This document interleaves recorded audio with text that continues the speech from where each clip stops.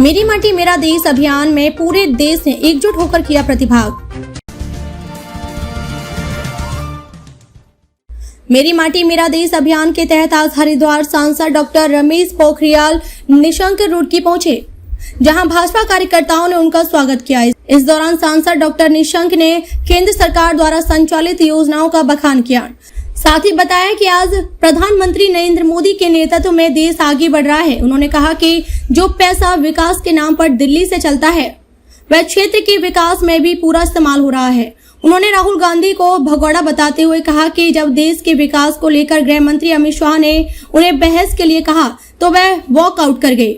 यही कारण है कि कांग्रेस दिन प्रतिदिन अपने आप दफन हो रही है। वहीं भ्रष्टाचार, विकास व अन्य मुद्दों पर सांसद डॉक्टर निशंक संतोषजनक जवाब नहीं दे पाए।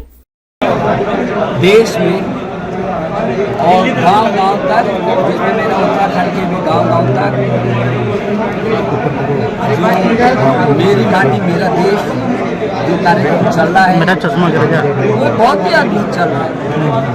इस देश के यशस्वी प्रधानमंत्री नरेंद्र मोदी जी ने जो विजन दिया, क्योंकि हम आज़ादी का अमृत महोत्सव मना रहे हैं और देश की आज़ादी के 75 वर्ष में हम उन सेनानियों को जिन्होंने इस देश की आज़ादी के लिए अपनी कुर्बानियों को दिया है, ये वक्त है उनको याद करने का, ये वक्त है संकल्प लेकर के और उनके सपनों को साकार करने का। मैं समझता हूँ कि इस समय पूरे देश के अंदर अद्भुत उत्सव जैसा माहौल है।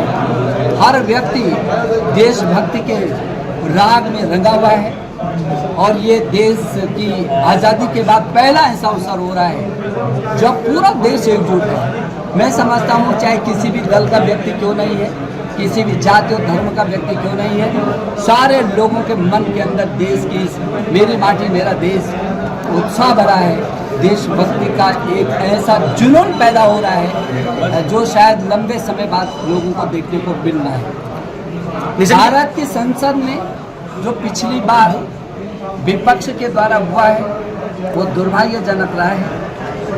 मैं समझता हूं कि देश के इतिहास में कभी क्षमा नहीं करेगा विपक्ष को देश के लोग, क्यों उन्होंने जब संसद के एक एक मिनट पर करोड़ों रुपए व्यय होता है, देश की आत्मा का एक एक शब्द वहाँ प्रफुल्लित होकर के समाधान की दिशा में निकलता है।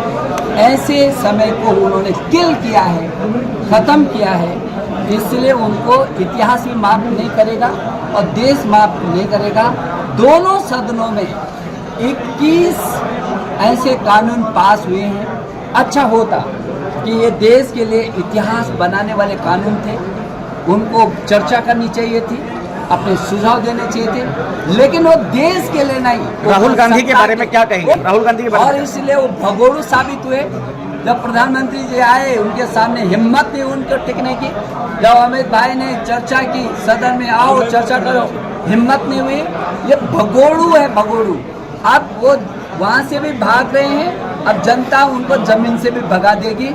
और मुझे भरोसा है 2024 में जो 2019 में मत मिला था मोदी जी को, मोदी जी प्रधानमंत्री के रूप में पूरी दुनिया में ऐसा यशगान करेंगे कि हम भविष्य में तीसरी नंबर की अर्थव्यवस्था होंगे और पूरे विश्व में हिंदुस्तान का डंका पूरे विश्व में जिस तरीके से बज रहा है, देश सम्मानित होगा। राहुल उनको चुनाव कहीं से भी लड़ सकते हो। राहुल गांधी को कौन रोकेगा कि तुम यहाँ से चुनाव लड़ो?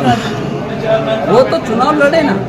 मैं कहता हूँ हरिद्वार से आना चाहते हैं तो आ जाए, हरिद्वार से भी आ जाए, क्या दिक्कत है? पिछली बार भगा दिया था आपने, वो पिछली बार आए ही नहीं, वायनाड भाग गए थे। हमने तो कहा था कि आप आओ, क्या दिक्कत है, आओ ना।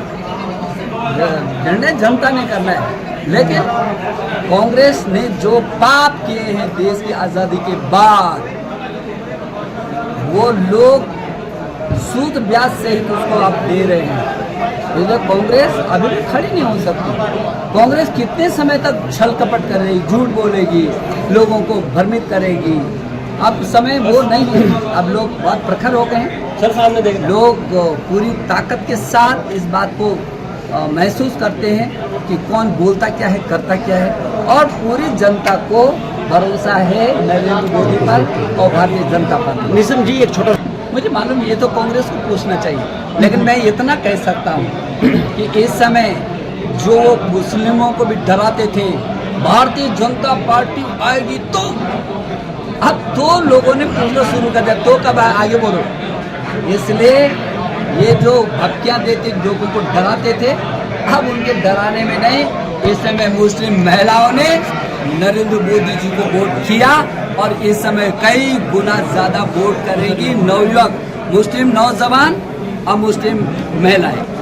सर भाजपा बड़ी मात्रा में बीजेपी को वोट करेगी। भाजपा ले रही साहब, जहाँ ले रही है उसके लिए धन्यवाद तो दो, और जो बचा होगा उसको भी ठीक करेंगे, हम ही ठीक करेंगे, कर देंगे ठीक।